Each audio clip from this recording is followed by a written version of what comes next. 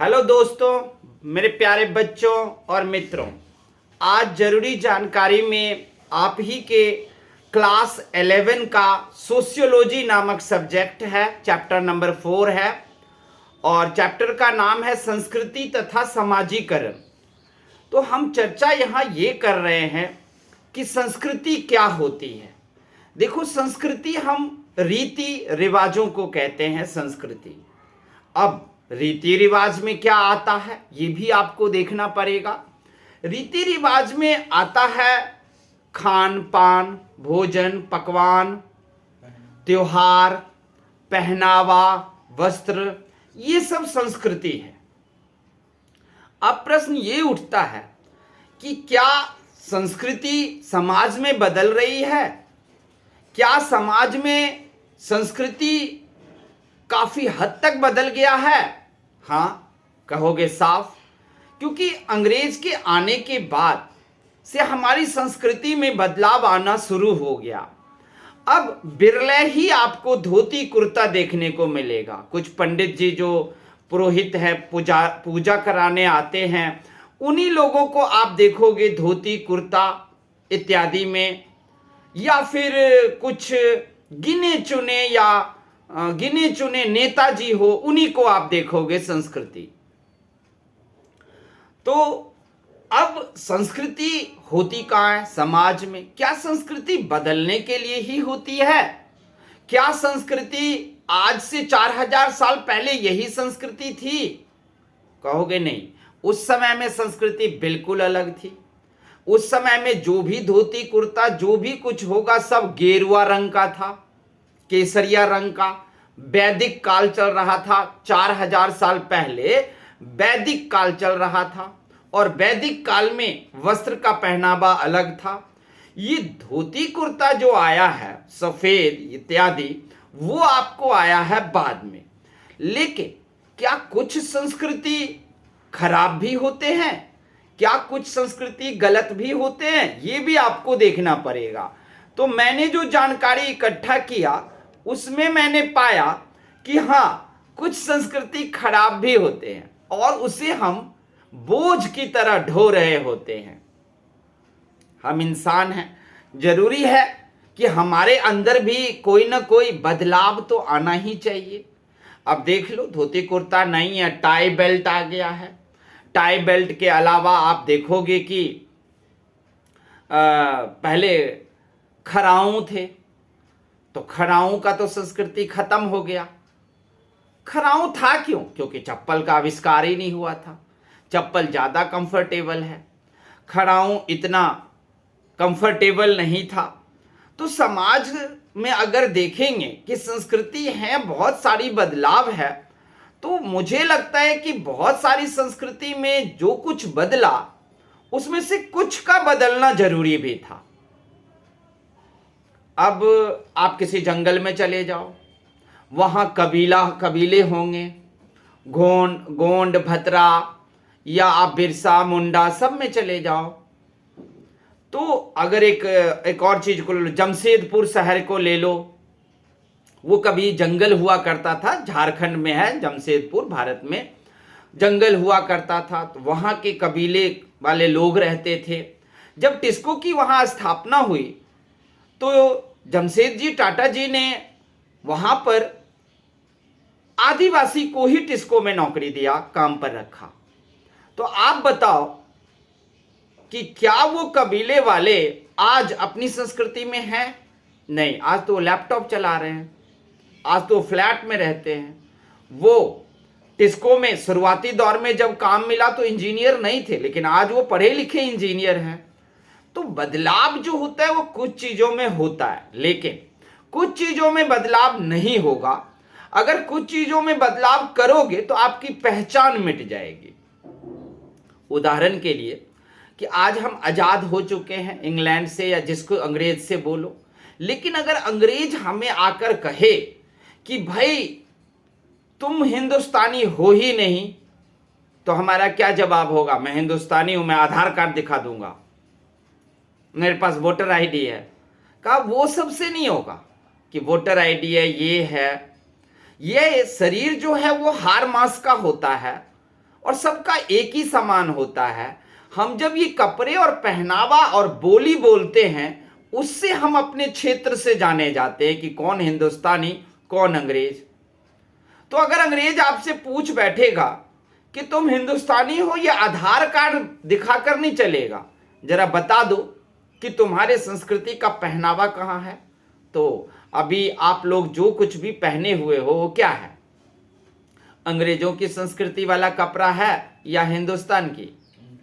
अंग्रेजों का है। वो सीधा कहेगा कपड़े मेरे, सबसे ज्यादा तुम्हारा मन है अंग्रेजी सीखने का, बोली हमारी, भाषा हमारा, खान पान हमारा, अब तुम लोग हाथ से खाना पसंद नहीं करते हो, हमारी तरह तुम चम्मच से खाते हो, पिज्जा खाते हो, तरह तरह के चीजें खाते हो जो हमारा है, तो किस हिसाब से कहोगे कि तुम हिंदुस्तानी हो? तो वही मैं कहना चाहता हूं कि अगर कुछ चीजों में आपने बदलाव किया तो आपकी पहचान चली जाएगी। लेकिन एक और बात, अगर कुछ चीजों में आपने बदलाव किया तो पहचान ही नहीं, आप भी चले जाओगे। क्योंकि संस्कृति जलवायु, क्लाइमेट और क्षेत्र के आधार पर भी बनती है, ये बात भी याद रखना। संस्कृति ऐसे नहीं बन जाती। अब आपका जो भोजन है वो भोजन अगर आप नहीं करोगे और कहोगे कि मैं वो भोजन किसी और का ले लूंगा, लेकिन आपके क्लाइमेट में अमेरिका का भोजन पिज्जा खाकर आप जिंदा ही नहीं रह सकते हो। इसलिए ध्यान रखना कि कुछ संस्कृतियों में आप बदलाव नहीं कर सकते। कुछ चीजें ऐसी है जहां आप बदलाव नहीं कर सकते। करने की कोशिश भी की ना तो खुद खत्म हो जाओगे, लेकिन संस्कृति खत्म नहीं होगी। याद रखना, अमेरिका में जब ड्राइविंग की जाती है तो राइट हैंड से, और हिंदुस्तान में जब ड्राइविंग की जाती है तो लेफ्ट हैंड से। और अगर आपने इस रूल को बदला तो आप एक्सीडेंट में मारे जाओगे। उसी तरीके से आपकी संस्कृति है दाल चावल, रोटी सब्जी, दाल रोटी, भाजा आलू, मछली चावल, ये सब आपकी संस्कृति है। और अगर आपने इसमें बदलाव की तो क्या होगा? आप ही गए, आप ही खत्म हो जाओगे, नहीं बच पाओगे, मर जाओगे। इसलिए कुछ चीजों में तो आप बदलाव कर ही नहीं सकते हो। इसके अलावा है आपके पास कि हमारी जो संस्कृतियां हैं, कभी केरला गए हो तो केरला जाओगे तो आपको वहां संस्कृति मिलेगी पहनावा की, वो लोग बदले नहीं हैं। जबकि केरला के लोग काफ़ी एजुकेटेड होते हैं और काफ़ी देखते हो कि केरला कर्नाटक में हमारा सिलिकॉन वैली सब है, लेकिन आज भी वो अपनी पारंपरिक वेशभूषा को छोड़े नहीं हैं। समय आने पर कोट पैंट भी पहन लेते हैं, टाई भी लगा लेते हैं। अब किसी कंपनी के वो CEO है और उनको कहीं पर अपने कंपनी के थ्रू कुछ संबोधित करना है तो आप डेफिनेटली जानते ही हो कि उनको कुछ ना कुछ तो वैसे ही करके जाना पड़ेगा।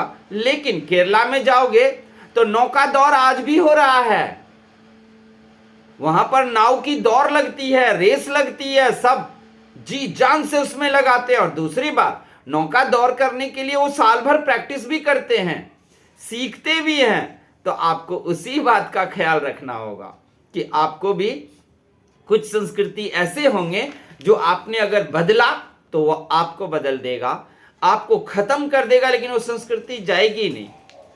तो अब आप लोग क्या संस्कृति का परिभाषा समझ गए हो? इतने जो मैंने उदाहरण पे उदाहरण देकर समझाया, तो क्या आप संस्कृति को समझ गए हो? संस्कृति क्या है? तो लिखना, संस्कृति शब्द का अर्थ है रीति रिवाज, जिसका लेना देना, जिसका संबंध है खान पान, पहनावा, त्योहार, संगीत, नृत्य, चित्रकला, खेल, इन सारी चीजों को संस्कृति के अंदर हम रखते हैं और इन्हीं को हम संस्कृति कहते हैं।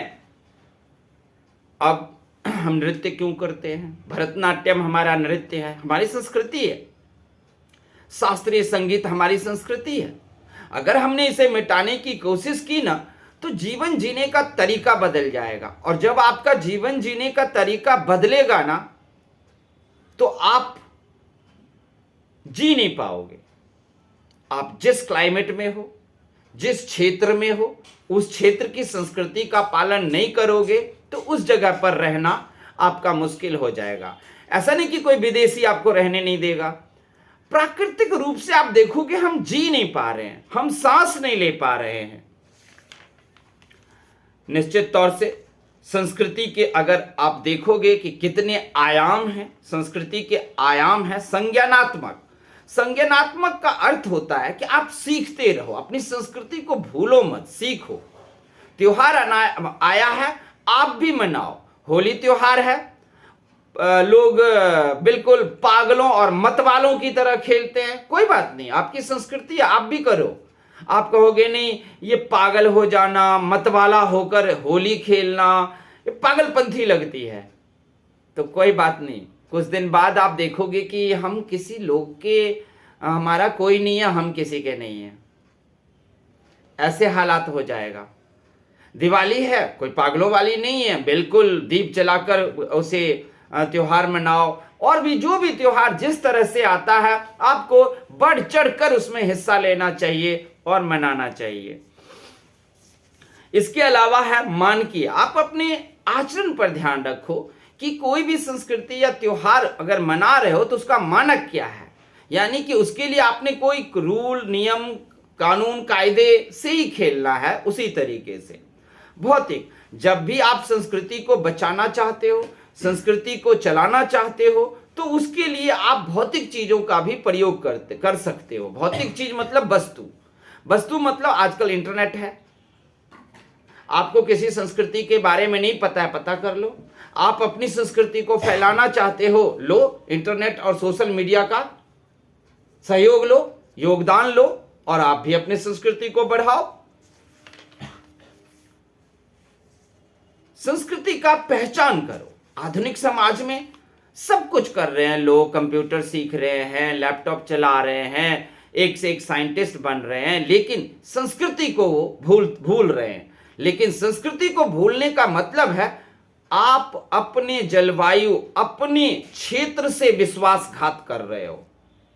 और तब संस्कृति अगर बदलोगे तो वहां आपको खुद को संस्कृति बदल देगा। लेकिन कुछ संस्कृति ऐसी होती है जो नहीं जाएगी। आप भारत में रहकर खाली पिज्जा खाकर जीने लगोगे, हो सकता है? नहीं हो सकता है। 2 दिन खा के देखो पिज्जा, तीसरे दिन उसी राजमा चावल और दाल चावल खाने के लिए ना तरस जाओगे कि अब कोई हमको दो, हमको नहीं चाहिए भोजन, मेरा पेट नहीं भरता, इससे पेट खराब हो जाता है। यही होगा।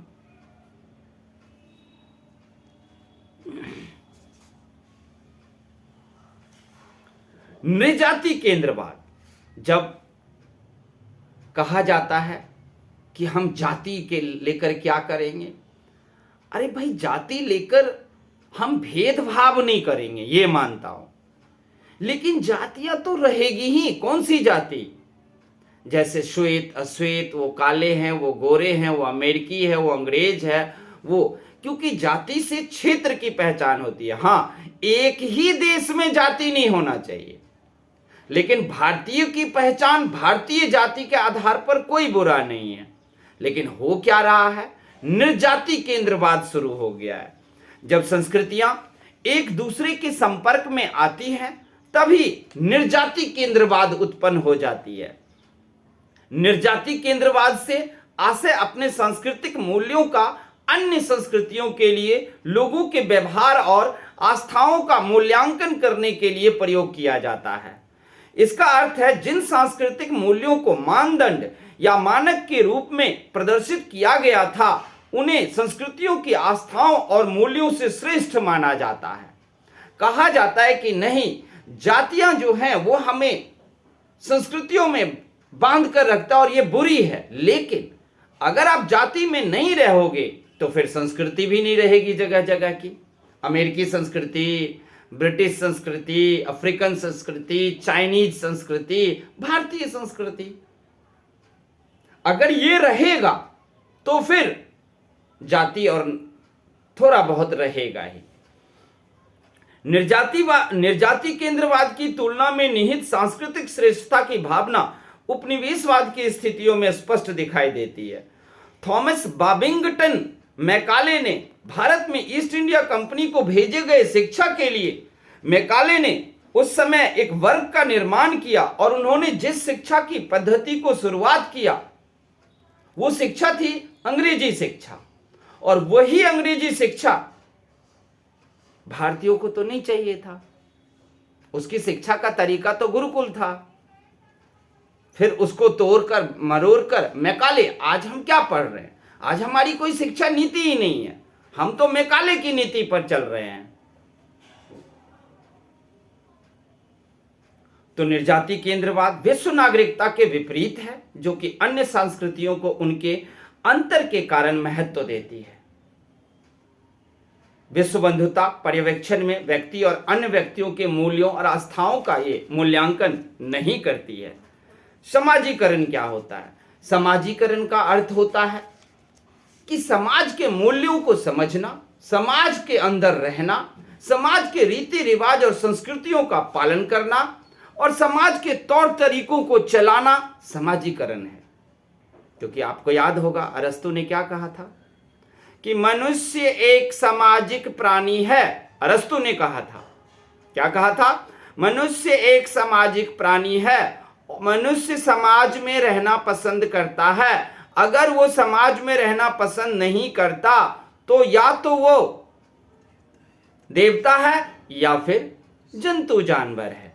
क्योंकि समाज में आप नहीं रहना चाहते हो तो भगवान या फिर जंतु जानवर होगे।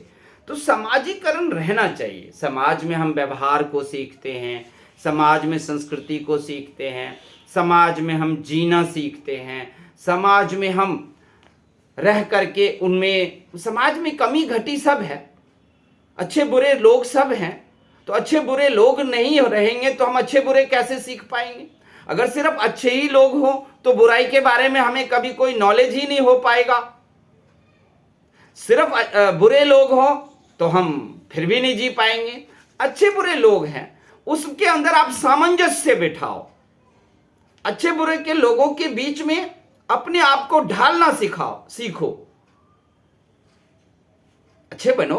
क्या पता आपके कारण कई बुरे लोग अच्छे हो जाए, लेकिन बुराई की शिक्षा भी पाना जरूरी है, जिस तरह अच्छाई की शिक्षा पाना जरूरी है। समाजीकरण के लिए बहुत सारे संगठन हैं जो आपको सिखा रहे हैं। आपके क्लास में ये सोशियोलॉजी क्यों लगाया गया है? सोशियोलॉजी का हिंदी क्या है? समाजशास्त्र। उसमें क्या सिखा रहे हैं? समाजीकरण ही सिखा रहे हैं। तो स्कूल, विद्यालय, सब जगह पर समाजीकरण सीखने के लिए आप जाते हो। इन जगहों पर जाओ, समाजीकरण को सीखो। समाजीकरण में जीना, समाज में रहकर अपने आप को सामंजस्य बिठाना बहुत जरूरी है। सामने वालों को देखो, वो किस तरह हमसे खुश हो सकते हैं, हम वही काम करेंगे। कभी कभी बुरे काम में कोई खुश हो तो हम नहीं करेंगे। उसका नॉलेज होना बहुत जरूरी है आपको कि बुराई क्या है और अच्छाई क्या है। और भी चीजें हैं, जन माध्यम है, लोगों से और अन्य तरीकों से आप समाजीकरण को सीख सकते हो। तो ये था, आप लोगों को हमने निर्जाति केंद्रवाद को समझाया और समझाया आपको संस्कृति और समाजीकरण। इन तीन बातों को समझाया। ध्यान रखना, संस्कृति को हमें जिंदा रखना है। कुछ संस्कृतियां बदल रही हैं, बदलने दो, लेकिन कुछ संस्कृतियां होती हैं जिन्हें बदलोगे तो आपका नामो निशान मिट जाएगा, आपकी पहचान खत्म हो जाएगी। और समाजीकरण होना चाहिए, और समाजीकरण अगर नहीं होगा तो आप फिर भी जिंदा जीवित नहीं रह पाओगे। इन सब बातों पर ध्यान रखना है। थैंक यू, धन्यवाद।